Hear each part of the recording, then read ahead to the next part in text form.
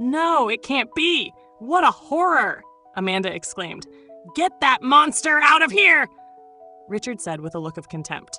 These were the first words Eva heard when she was born, spoken by her father and mother. But it wouldn't be the last time they called her a monster. Today, we are going to tell Eva's story. Little Eva Tompson was born on a cold winter morning in a hospital in the suburbs of Atlanta, Georgia. However, the uncomfortable silence that fell over the delivery room wasn't caused solely by the doctor's exhaustion or the late hour. The reason was deeper, more painful. Upon seeing the baby's face for the first time, the nurse's eyes froze, and the obstetrician took a deep breath, trying to stay calm to avoid alarming the young mother who was still struggling to recover from the exhausting birth. Eva was born without a nose. Her tiny face, instead of displaying the delicate features of a newborn baby, showed only a smooth surface where her nose should have been. Additionally, there was an extensive cleft that extended to her lip, resulting from a condition known as cleft lip. For the doctors, it was a rare anomaly called arhinia, a condition they had almost never encountered before. When Eva's parents, Amanda and Richard Tompson, were finally able to see her, the silence gave way to nervous murmurs. No! It can't be! What a horror! Amanda exclaimed. Get that monster out of here! Richard said with a look of contempt. The mother, pale and frightened, could barely look at her daughter.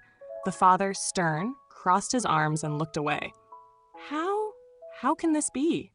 Amanda whispered to Richard, who shook his head in disbelief. To them, Eva wasn't just a surprise. She was a nightmare. Unable to accept their daughter's unusual appearance, they began to murmur words that little Eva, still unable to understand the world around her, would never forget. She looks like a monster. The following days were marked by distance and rejection. The parents refused to touch the child and, in silence, made the decision to leave her behind. At a time when Eva needed protection and love the most, she was abandoned. They signed papers for their daughter to be taken to a local orphanage, leaving behind not only their daughter, but also the hope they once had of forming a perfect family. At the orphanage, Eva grew up isolated. The caregivers tried as much as possible to offer her affection, but the constant feeling of rejection and the strange looks from the other children left her lonely. She watched other children being adopted, always smiling, taken by loving families who came to pick them up with gifts and tears of joy. But when prospective adoptive parents arrived at the orphanage and saw Eva, they quickly averted their eyes, unable to hide their discomfort. Years passed, and little Eva learned to hide, not just physically, but emotionally. She avoided eye contact, spoke little, and always stayed on the fringes of groups. And so, Eva believed she would never have a family to call her own, that no one could ever look at her and see anything beyond her condition. Then, when she was 4 years old, something extraordinary happened. On an ordinary day, while Eva was playing alone in a corner of the yard, a couple arrived at the orphanage. Susan and David Martin were looking to adopt a child, but didn't have a specific child in mind. What they wanted was to give love to someone who needed it most. And when they were introduced to Eva, something changed within them. They didn't see the monster everyone said she was. They saw a frightened girl with a story that called for compassion and love. The process to adopt Eva was not easy. There were long months of interviews, bureaucratic hurdles, and even questions about whether a couple without experience in special conditions could care for a child like Eva. But Susan and David were determined. With each passing day, they connected more with the little girl they only knew through photos and brief supervised visits. When they finally secured permanent custody, it was a moment of celebration and tears. Eva was, for the first time, taken to a place she could call home. The adaptation journey was full of challenges. The Martin house was large and cheerful, but Eva carried with her the fear of abandonment. David spent hours by her side, trying to teach her how to smile again. Susan, on the other hand, had another mission: to help Eva breathe better. With a background in biotechnology, Susan dedicated herself day and night to developing a nasal prosthesis that would allow her daughter to breathe with less difficulty. Now, at 8 years old, Eva Tompson Martin is a girl who radiates joy. She still faces daily challenges, and the nasal prosthesis she wears isn't perfect. but it's a testament to the love Susan carries with her every day. She dreams of becoming a doctor to help other children who, like her, were born different. Eva has learned that her worth isn't in her appearance, but in her resilient heart. The first few months at the Martin household were a real roller coaster for Eva. Despite all the difficulties and the curious looks she faced on the street, something in her new home made her heart beat more calmly. Susan and David were determined to prove that love can heal, but they knew this journey wouldn't be easy. Eva still struggled to connect emotionally with the world around her. She carried the deep scars of abandonment. Susan tried to balance her roles as mother and inventor. The nights Eva spent awake, struggling to breathe, left Susan anxious to find a quick solution. She spent hours in her makeshift laboratory in the basement, researching lightweight, safe, and comfortable materials for Eva's nasal prosthesis. Meanwhile, David, an architect with a gentle soul, tried to be the emotional anchor for the family. He took Eva on walks in the city parks, taught her how to build sandcastles, and laughed loudly when she asked him to wear a red clown nose. "Look, now we both have funny noses," he would say, trying to break the ice. And little by little, these small demonstrations of love began to win Eva's guarded heart. However, Eva's biggest challenge wasn't just at home. At 8 years old, it was time to start school. The idea of socializing with other children made Eva wake up in a cold sweat, even though her new family tried to convince her that everything would be all right. Susan carefully packed her daughter's backpack. Colorful notebooks, new pencils, shiny stickers. "These are the tools you'll use to paint your own world, Eva," Susan said with a smile as she tied her daughter's hair with a red ribbon. On that first day of school, Eva's anxiety was evident. She held Susan's hand tightly as they walked toward the school gate. The curious glances from the other children quickly focused on her, and the feeling of being different returned with full force.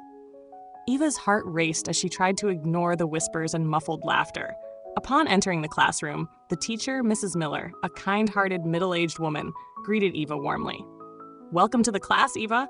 I'm sure everyone is very excited to meet a new friend," the teacher said, but Eva knew that wasn't the reality.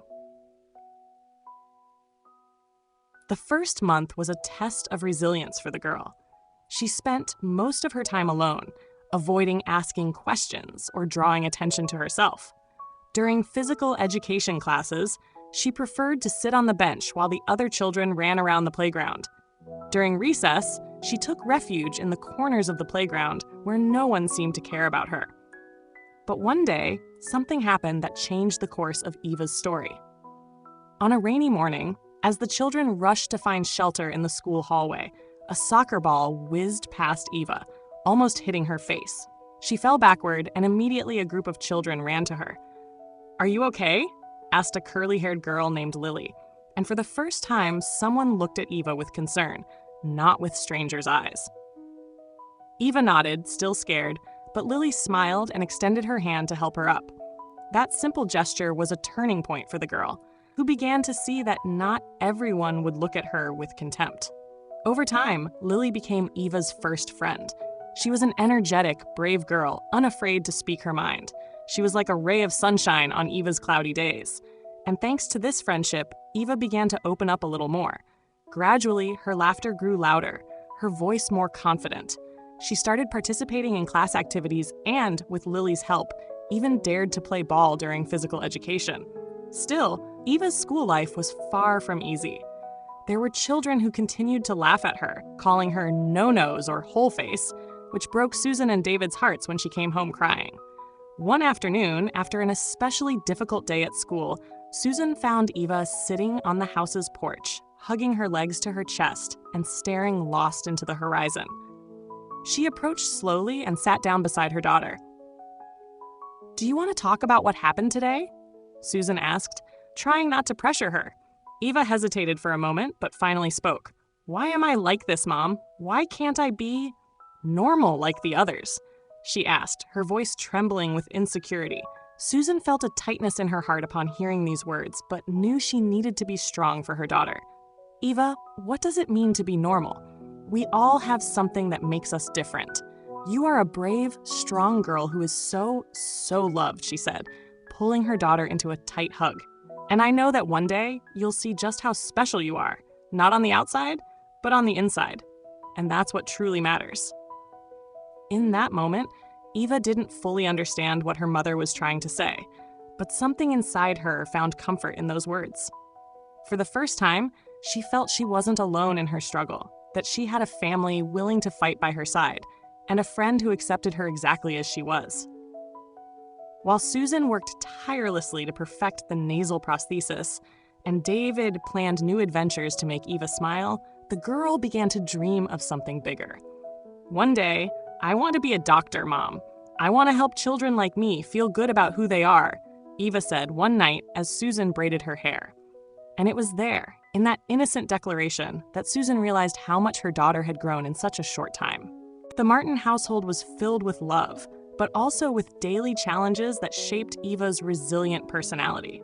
While Susan dedicated much of her time to creating a nasal prosthesis to improve her daughter's quality of life, Eva continued to face her school routine, a task that felt like climbing a mountain every day. No matter how welcoming the home environment was, the outside world wasn't as kind. The new prosthesis Susan designed for Eva was lightweight and made from a translucent material. It wasn't perfect, but it allowed the girl to breathe better, and she began to wear it with pride, something that would have been unthinkable for the shy and scared girl she once was. Eva stood in front of the mirror, looking at her own reflection with curiosity. "Do you think I'll look normal one day?" she asked David, who was beside her. He knelt down to her level, placing a hand on her shoulder and smiling tenderly. "I think you're already perfect just the way you are. And there's no such thing as normal, my little one. There's just you, and that is wonderful." These words echoed in Eva's mind every time she faced harsh stares at school or cruel comments from some children. She tried to keep her head up, but it was hard. Sometimes, even with Lily and her family's support, Eva felt overwhelmed by the weight of her difference, something she couldn't change. She heard the whispers wherever she went, but tried to focus on what she loved most: helping others and learning about the human body, its mysteries, and how to overcome them. One day during a science class, Mrs. Miller asked each student to talk about what they wanted to be when they grew up. The answers were predictable: firefighters, veterinarians, football players, singers. When it was Eva's turn, the room became tense and all eyes turned to her. She hesitated but took a deep breath, feeling the invisible support of her mother and her new prosthesis, which helped her breathe effortlessly. "I want to be a doctor," she said firmly. "I want to help children like me have better lives." The silence that followed was deafening, but then, to Eva's surprise, the teacher smiled and clapped her hands. "That's a wonderful choice, Eva. I'm sure you'll be an incredible doctor," she affirmed, and the other students, albeit timidly, applauded as well. Lily, standing beside her, held her hand and whispered, "I'm going to be your first patient." For the first time, Eva felt that perhaps her dream wasn't something unattainable, but a real possibility. That afternoon, when Eva got home, she was euphoric. She told her parents about the science class and how everyone had applauded her dream of becoming a doctor. David lifted her into the air, spinning her around as she laughed, and Susan wiped a tear from her face, seeing her daughter's genuine joy. "You're going to be the best doctor in the world, Eva," David said, kissing her forehead. But life had a cruel way of testing Eva's certainties and hopes. The following week, while she was playing with Lily in the schoolyard, an older boy known for being a bully approached them. "So, you want to be a doctor?" he mocked, crossing his arms and staring at her with a disdainful look. "How can someone like you be a doctor? You don't even have a normal face." The laughter that echoed around the yard felt like spikes piercing Eva's heart. She tried to be strong, as her mother always said, but the words hit her like a punch to the stomach. Tears filled her eyes, but before they could fall, Lily stepped in front of her, her fists clenched. "You have no right to talk to her like that," Lily shouted, pushing the boy forcefully. "Eva is braver and smarter than you'll ever be." The fight caught the teacher's attention, and soon Eva and Lily were taken to the principal's office. There, Mrs. Miller and the school principal, Mr. Tompson, tried to understand what had happened. Lily, always Eva's defender, told everything without hesitation, and the bully was severely reprimanded. But Eva, already tired of being the center of attention for something she couldn't change, felt even more withdrawn. "Why do they have to be so mean?" she asked Mrs. Miller, crying silently in the principal's office. The teacher hugged her, holding her tightly. "Eva, sometimes people are afraid of what they don't understand. But you are stronger than that, stronger than those cruel words. You have a light inside you, a light that no one can dim." Susan and David were devastated to learn what had happened. When Eva came home that day, her face was pale, and she seemed to have retreated back into the shy girl they met at the orphanage. "They'll never accept me," Eva said, her voice almost inaudible. "I'll always be the different, the weird one." Susan pulled her into her lap, gently stroking her hair. "You are different, Eva, but that's not a bad thing. You are special, and the world will still see that. I promise," Susan said, though her own heart was heavy with worry. In the following weeks, Eva isolated herself again, even from Lily.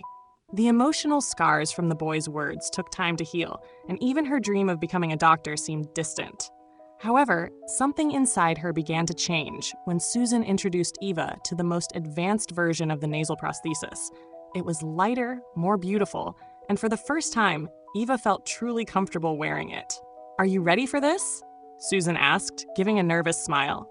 "I think so, Mom," Eva replied, looking in the mirror and seeing herself differently. Someone stronger, someone capable of facing the world. That night, Eva put on the new prosthesis, walked into the living room where her father was reading, and said, "I've decided. I'm going to continue pursuing my dream of becoming a doctor, and one day, I'm going to help children like me feel normal, feel special." David looked at her, his eyes shining with pride, and simply nodded. "I always knew you could do it, my little warrior." Eva's life was gaining new colors, even though it was still marked by challenges. With her new nasal prosthesis, she began to gain more confidence, and her willingness to interact with other children was transforming every day. Despite the curious glances she still received from some classmates, she focused on those who saw beyond her appearance, like Lily, and on those moments when she could simply be a child. However, the greatest test of this new confidence came a few months later when the school announced an annual event eagerly anticipated by all the students, the talent show. Children could showcase special skills, talents, and passions in front of the entire school community. There would be singing, dancing, theater, and many were preparing to display their unique abilities. But for Eva, this news was a mix of excitement and fear. She wanted to participate, to prove to herself and to everyone that she wasn't just the no-nos girl. But anxiety made her think of all possible scenarios, including being ridiculed in front of all her classmates. Susan noticed Eva's worry at dinner time when the girl barely touched her food. "Sweetie, you seem to be thinking about something," Susan commented, trying to gently probe. Eva remained silent for a few moments, stirring her mashed potatoes with her fork. "I think I won't participate in the talent show," she finally said in a low voice, as if the decision had already been made. David, who had been watching the scene until then, leaned closer to his daughter. "Why not? I'm sure you have so much to show, Eva." "I don't know what to do. What if they laugh at me?" she murmured, insecurity clearly visible in her eyes. Susan and David exchanged a knowing glance. They knew this was an opportunity for Eva to come out of her shell, but the decision had to be hers. That weekend, the family took Eva to the park, trying to distract her a little from school worries. They brought bread to feed the ducks in the pond and had a picnic under the gentle spring sun. In a moment of silence, while watching the ducks bathe in the water, David turned to his daughter and said, "You know, Eva, courage isn't the absence of fear. It's acting despite the fear." Eva looked at her father, thinking about his words, and in that moment, something inside her awakened. Maybe she was tired of always hiding, of always being the victim. She wanted to be more, to be someone she could be proud of herself. And it was there, among the ducks and under the afternoon sun, that Eva made a decision. When she returned to school on Monday, the talent show was the topic of the day. Eva sought out Mrs. Miller during recess and, with her heart racing, said, "I want to participate in the talent show." The teacher smiled broadly, surprised and proud of the girl's courage. "And what would you like to present?" she asked, encouraging Eva to speak more. I want to tell a story, Eva said, already imagining everyone's reactions. The following weeks were intense preparation. Susan, David, and even Lily helped Eva rehearse the story she planned to tell at the talent show. Eva chose a fable that her mother always read to her at night about a little tree that was different from the others, but found its worth by realizing that its differences were exactly what made it special. As she rehearsed, Eva poured her heart and soul into every word, determined not just to tell the story, but to live it. "It's like it's my own story," she told Susan on a rehearsal night, "and I want everyone to understand." The night of the talent show arrived faster than Eva had expected. The school gym was packed.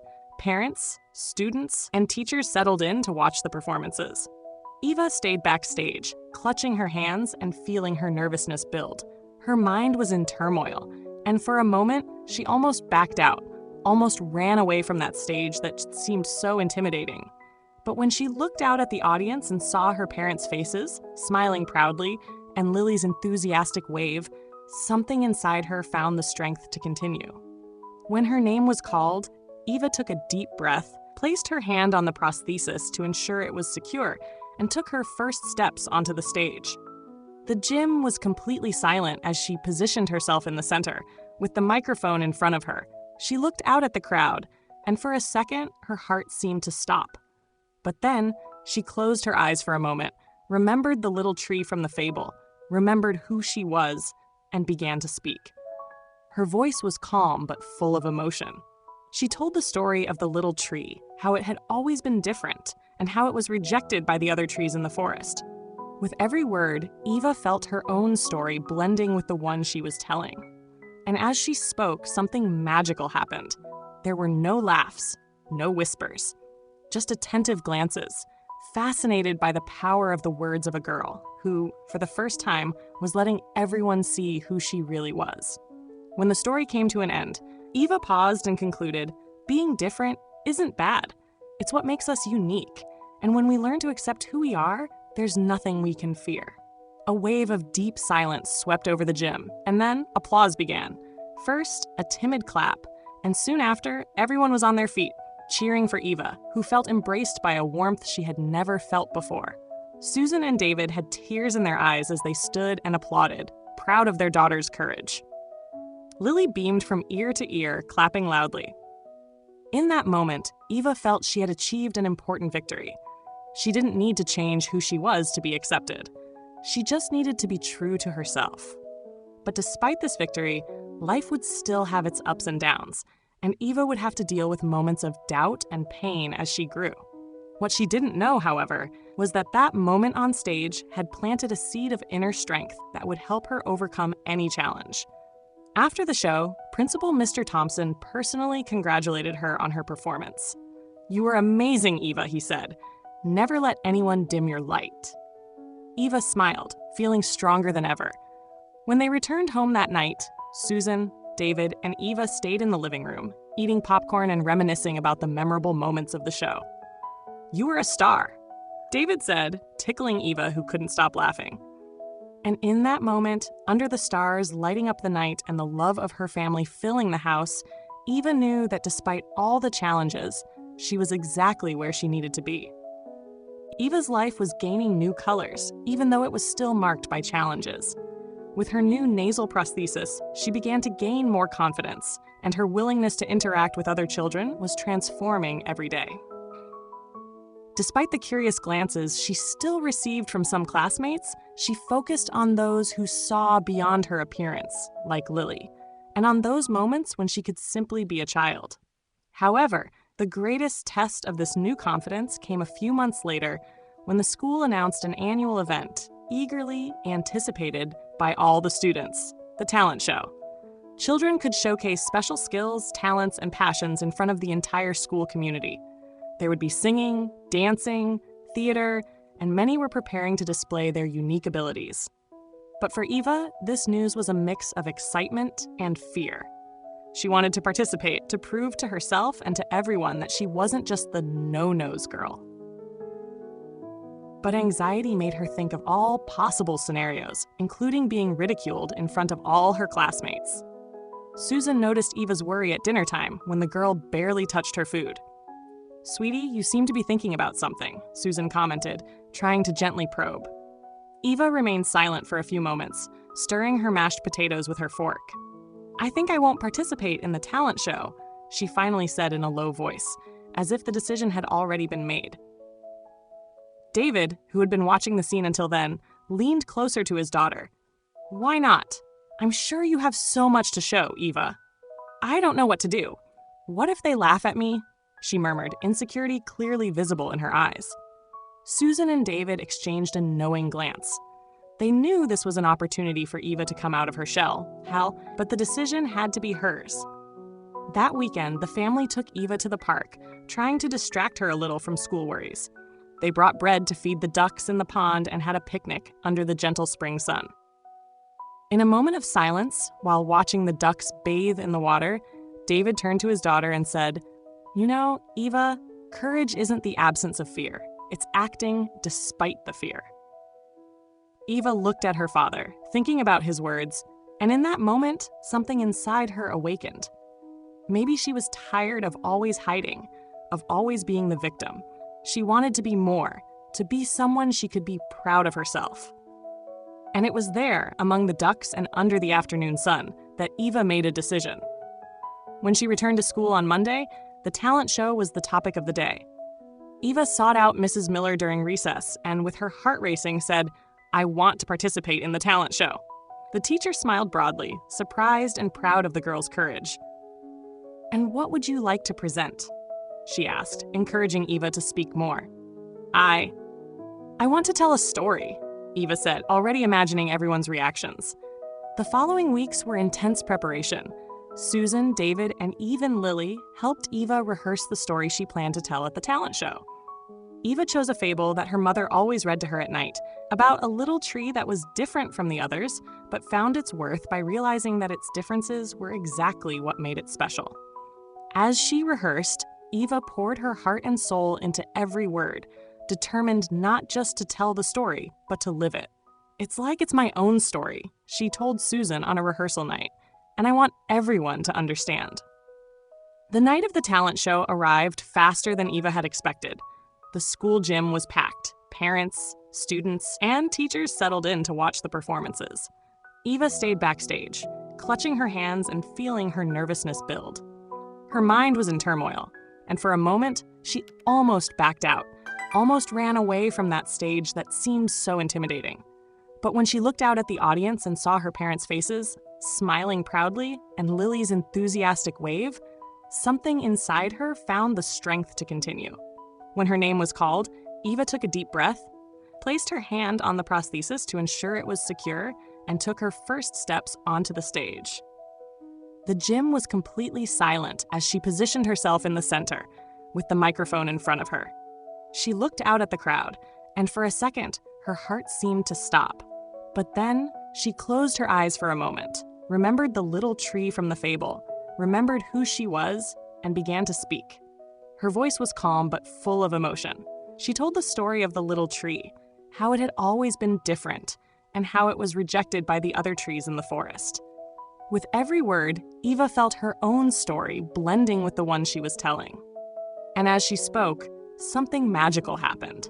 There were no laughs, no whispers, just attentive glances, fascinated by the power of the words of a girl who, for the first time, was letting everyone see who she really was.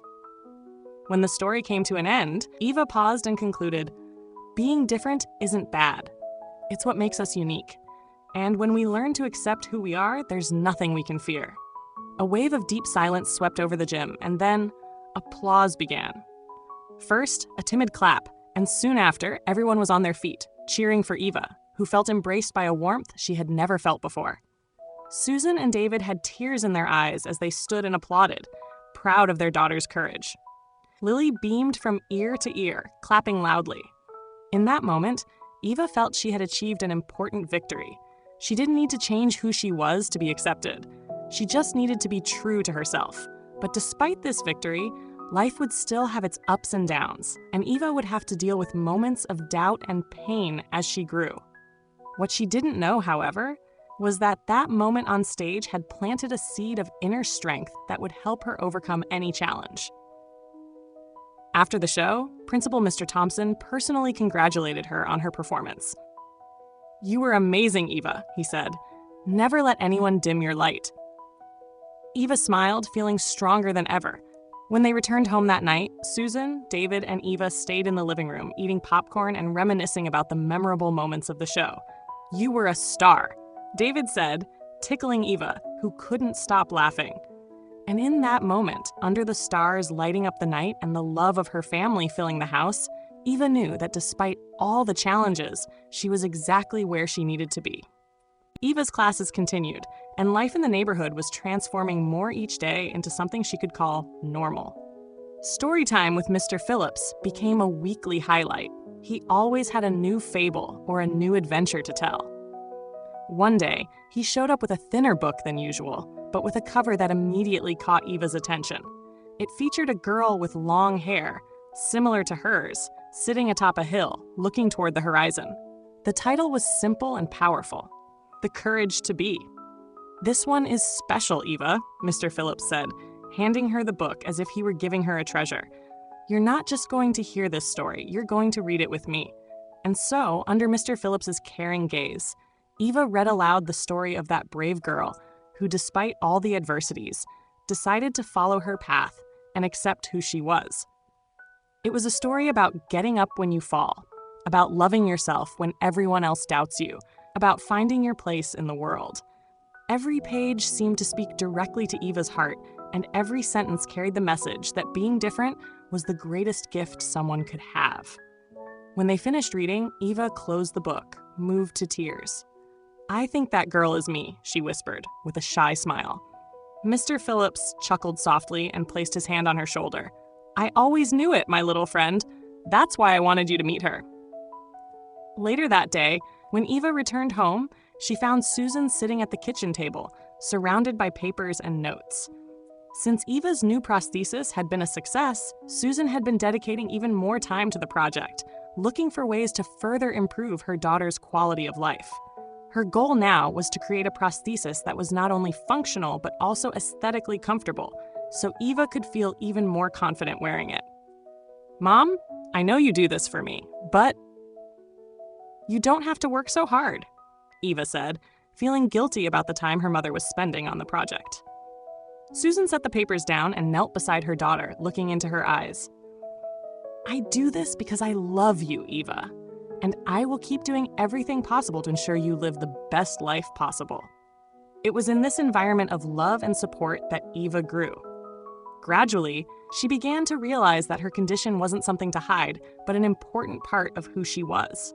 However, the outside world was still cruel. Even though things had improved at school, a simple trip to the market or the park was enough for judgmental looks and hurtful comments to remind her that not everyone accepted her. One day, an unexpected event would once again test Eva's resilience. During a science class, Mrs. Miller announced that they would be visiting a children's hospital to learn about how doctors and nurses cared for sick children. "It will be a great opportunity for you to see what work in the medical field is like," she said, with an excited smile. The idea of visiting a hospital made Eva anxious, but also excited. It was as if she were taking a step toward her dream of becoming a doctor. On the day of the visit, Eva put on her best dress, the one Susan had specially sewn for her, and joined her classmates on the school bus. While the children chatted excitedly about the outing, Eva stared out the window, lost in her thoughts. When they arrived at the hospital, they were greeted by a nurse who guided the group through the hallways. The children were impressed by the machines, the equipment, and how everyone in the hospital seemed to work in harmony to help the patients. The visit was full of learning, but something unexpected happened when they reached the pediatric ward. A girl, not much younger than Eva, was sitting in a wheelchair in the corridor. She had her head completely shaved, likely due to intensive treatments, and looked at the group of children with a curious expression. When Eva approached her, the girl smiled, a shy and charming smile. "Hi," the girl said. "My name is Clara. Are you a doctor?" Caught off guard by the question, Eva smiled back. "Not yet, but I want to be a doctor when I grow up. Clara nodded as if that were the most natural thing in the world. You'd be a very good doctor, she affirmed, with a conviction that made Eva feel stronger. When I leave here, I want to be a ballerina. But I don't know if I can, Clara confessed, her voice trembling. Those words hit Eva like a wave of compassion. She saw in that girl a version of herself, full of dreams, but also doubts and insecurities. And then, without thinking twice, Eva knelt beside her, holding her hand. You know, Clara, I think you're going to be an amazing ballerina, and I'm going to be an amazing doctor. We just need to believe and never give up, no matter how hard it seems. In that moment, something changed inside Eva. She wasn't just talking to Clara, she was talking to herself. She was reaffirming her own determination, her own dream. And as the two girls exchanged supportive smiles, the nurse called the group to continue the visit, but didn't leave without approaching Eva and whispering, "You made her day happier. Thank you." The hospital visit left a deep mark on Eva. She returned home full of ideas and more motivated than ever to pursue her dream of becoming a doctor. When she told Susan and David about Clara and their conversation, they listened attentively, both sharing the same look of pride. "That's what I'm talking about, Eva," David said. "You have the gift of bringing hope to people. Never lose that." That night, Eva took the book Mr. Phillips had given her, The Courage to Be, and placed it under her pillow before going to sleep. She closed her eyes and made a promise to herself. She would continue to be brave, continue to fight for her dreams, and one day she would make a difference in the lives of other children like Clara. After the hospital visit, Eva seemed to find new vigor in her routine. She had become even more determined to engage in everything she could learn about medicine, and her grades at school were better than ever. Her friendship with Clara had shown her that, despite all the obstacles, she could bring comfort and hope to other children who were also facing difficulties. But as Eva's strength grew, so did the situations that would test her courage. It was a cloudy afternoon when the school principal, Mrs. Tompson, announced a campaign to raise awareness about the physical and emotional differences among children. The idea was for each student to prepare a presentation on a topic that demonstrated empathy, inclusion, or courage. When Eva heard about the project, her heart raced. It would be another opportunity to share her story, inspire other children, and perhaps gain even more confidence to achieve her dream of becoming a doctor. Mrs. Miller, always attentive to Eva, encouraged her. "You have a powerful story to tell, Eva. I'm sure everyone would learn a lot from you." Eva decided that her presentation would be about the importance of empathy, how putting yourself in someone else's place could completely change how people treat each other. She wanted to talk about her experiences, but she also wanted it to be something beyond herself. She wanted everyone to feel included. And of course, Clara's story would play a central role in her presentation, showing how a brief encounter could change someone's life forever. In the days leading up to the presentation, Eva rehearsed tirelessly. Susan helped her with the scripts and even guided her on how to project her voice so everyone could hear clearly. David, with his architectural skills, helped create colorful posters that highlighted the presentation's keywords: empathy, courage, inclusion. And of course, Lily was always by Eva's side, listening to the rehearsals and encouraging her to be strong and proud. But the world isn't always fair to those who have the courage to expose themselves. A few days before the presentation, while Eva was walking to school with Lily, a group of boys passed by them. One of them, the same bully who had mocked her months earlier, started laughing loudly upon seeing Eva. "The monster girl is presenting? Who would want to hear that?" he shouted, drawing the attention of other students passing by. Laughter echoed, and Eva felt the weight of his words like a stone sinking in her stomach. Lily, as always, tried to defend her. "Shut up, you idiot!" she yelled, pushing the boy away. But the hurtful words had already struck Eva, making her barely able to breathe from the knot in her throat. When she arrived in the classroom, Eva sat silently in her seat. For the first time in a long time, she felt she might not be strong enough to face the world. She thought about giving up the presentation, about retreating to the safe place she had always sought. Insecurity and fear returned like a whirlwind, sweeping away the confidence she had built with so much effort. That night, Eva locked herself in her room and stayed silent. Susan knocked on the door a few times, asking if everything was okay, but Eva couldn't respond. Her mother knew something was wrong, so she entered slowly and sat beside her. "Do you want to talk about what happened?" she asked, gently stroking her daughter's hair. Eva shook her head, but after a few minutes of silence, the words began to come out, accompanied by tears. "They called me a monster again, Mom. They laughed at me like I was a joke. I don't want to do the presentation. I don't want them to laugh at me again." Susan listened patiently, her heart aching. She knew she couldn't protect Eva from all the world's cruelties, but she also knew she needed to find a way to help her daughter rise again. "Eva, I know it hurts when people are cruel, and it's not fair that you have to face this, but you are so much more than what they say you are. You are brave, you are intelligent, you are full of love, and your story, Eva, has the power to change how people think. Don't let fear silence your special voice." Susan's words brought some comfort to Eva, but doubt still lingered. She went to sleep that night with a heavy heart, struggling with the idea of giving up and hiding. In the middle of the night, while the house was plunged into silence, Eva got up and went to Susan's office, where her mother kept all the sketches and prototypes of the nasal prosthesis she used.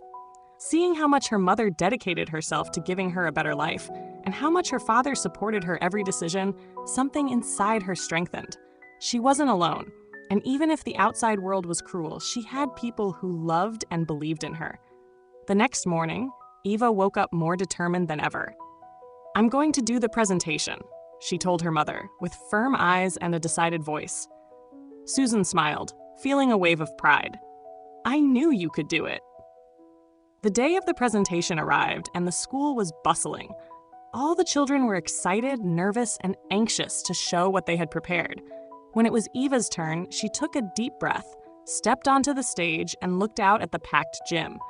The audience was silent, waiting to hear what she had to say. Seeing her parents' proud faces in the crowd and Lily's encouraging wave, Eva felt the strength she needed. She began to speak, talking about how empathy can change lives.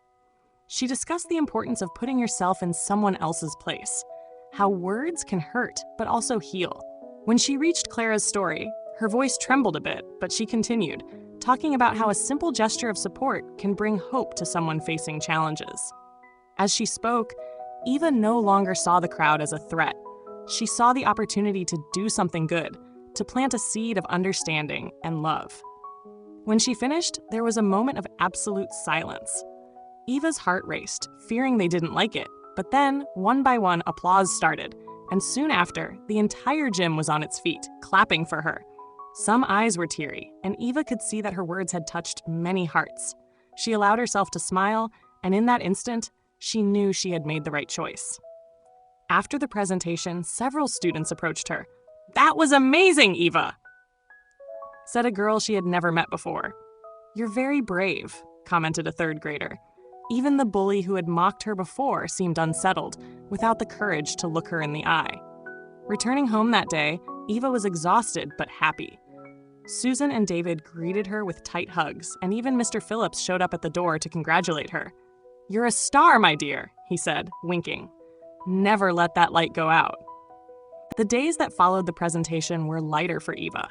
The words of support and the kind gestures she received at school seemed to have formed a shield, protecting her from the everyday cruelties. She spent her breaks with Lily and other kids who had approached her after hearing her story. And for the first time, Eva didn't feel like the different girl.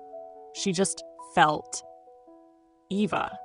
But despite this glimmer of happiness, life hadn't become perfect. There were days when Eva would wake up, look in the mirror with uncertainty, adjusting her nasal prosthesis and feeling her skin itch beneath it. Days when she wondered why things had to be this way, why life had to be harder for her. These moments were like passing storms. They came with force, but with the help of her family, she was learning to let them pass.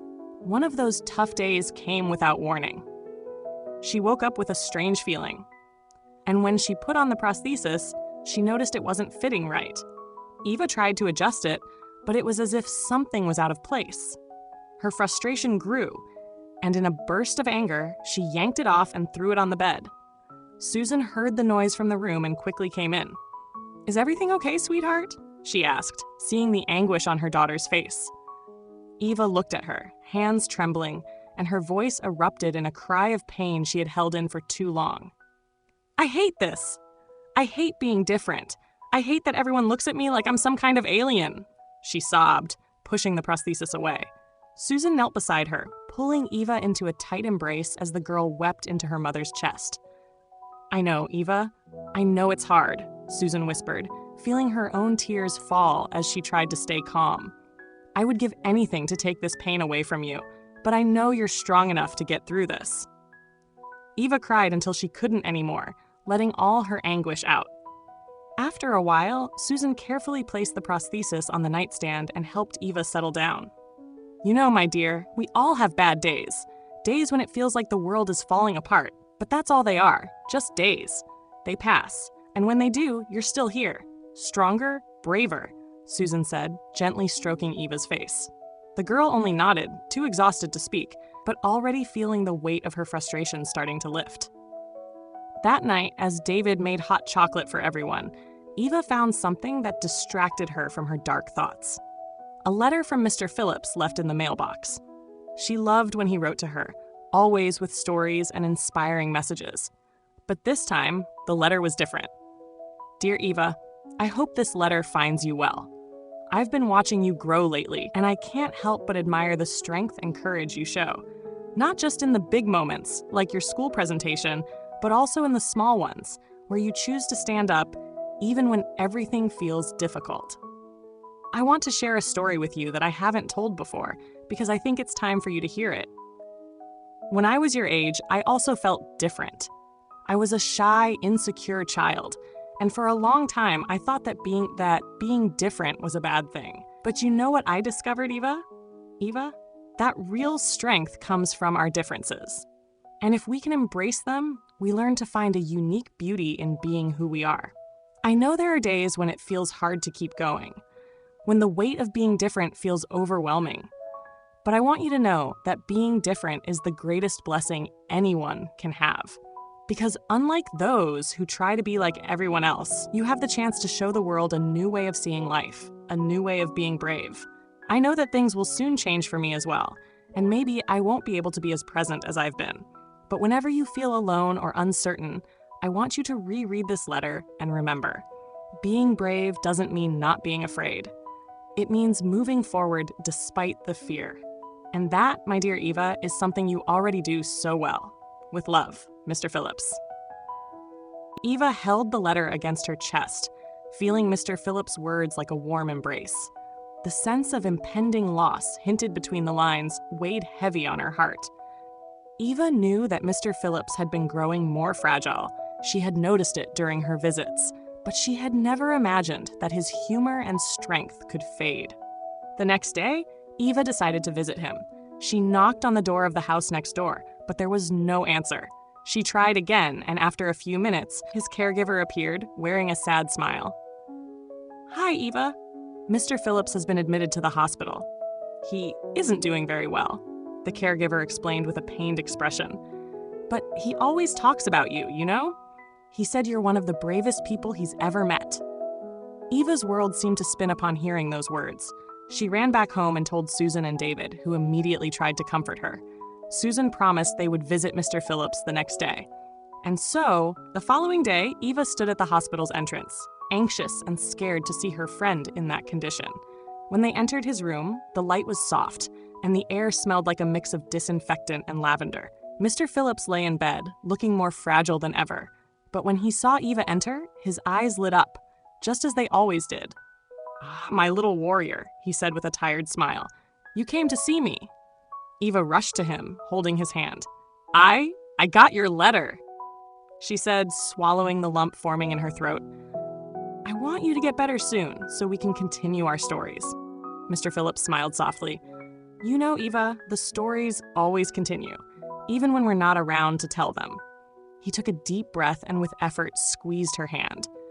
"You are my best story, Eva, a story that still has so much left to tell. Don't let anyone make you doubt that." The visit to Mr. Phillips was a turning point for Eva. When she returned home, she was quiet, deep in thought. She reflected on everything he had taught her, about embracing her differences, about being brave even when the world seemed so cruel. And then a decision began to form inside her. She wanted to move forward with her mission to help other children like her, no matter the difficulties. That night, while Susan and David sat with her in the kitchen for dinner, Eva finally spoke what was in her heart. "Mom, Dad, I want to start talking more about my condition.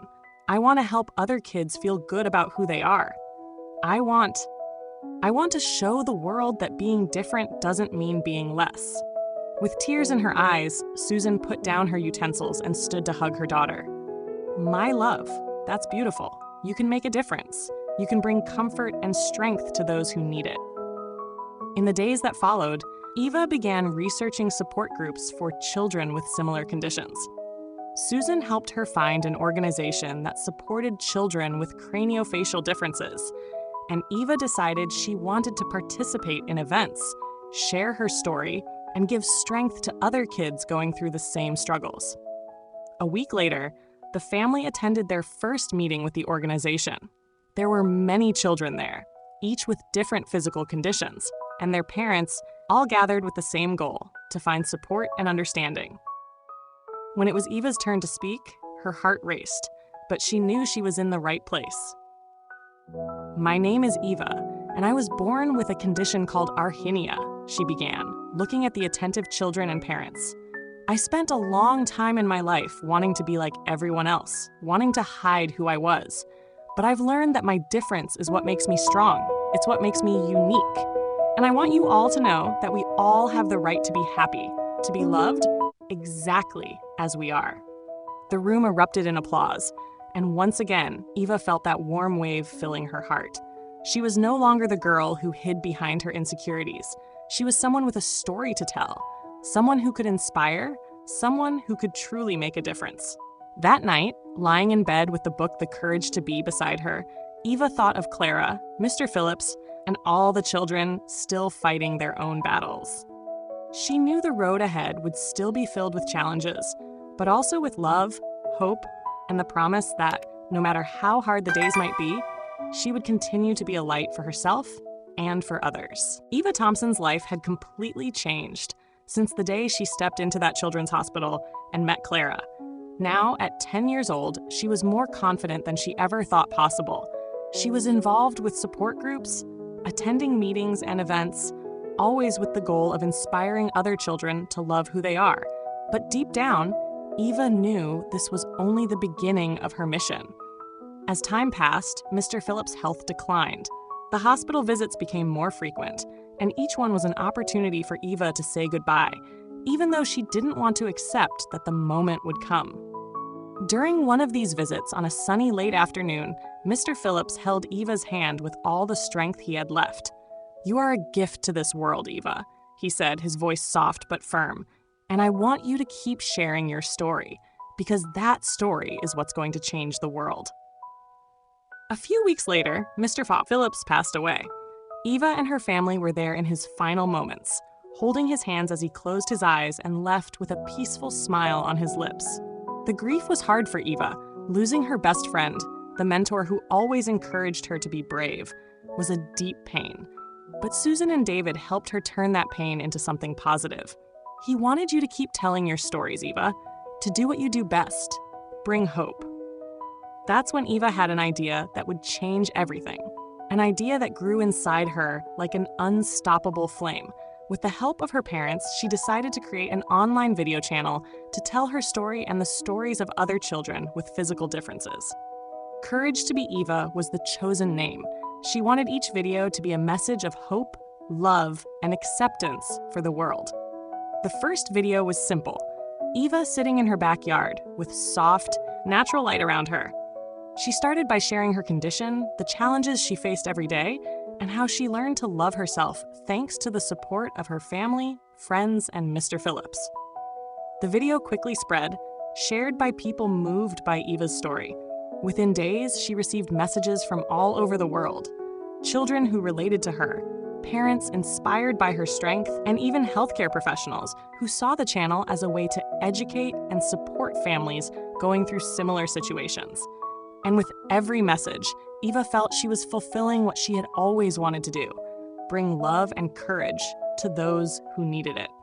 Eva's videos soon included interviews with other children who, like her, faced daily challenges due to their physical conditions. She spoke with boys and girls with Down syndrome, children with malformations, others who had lost limbs or lived with rare diseases. Each story she told was a reminder that, despite the difficulties, everyone had a unique beauty, a reason to smile, and a reason to be happy.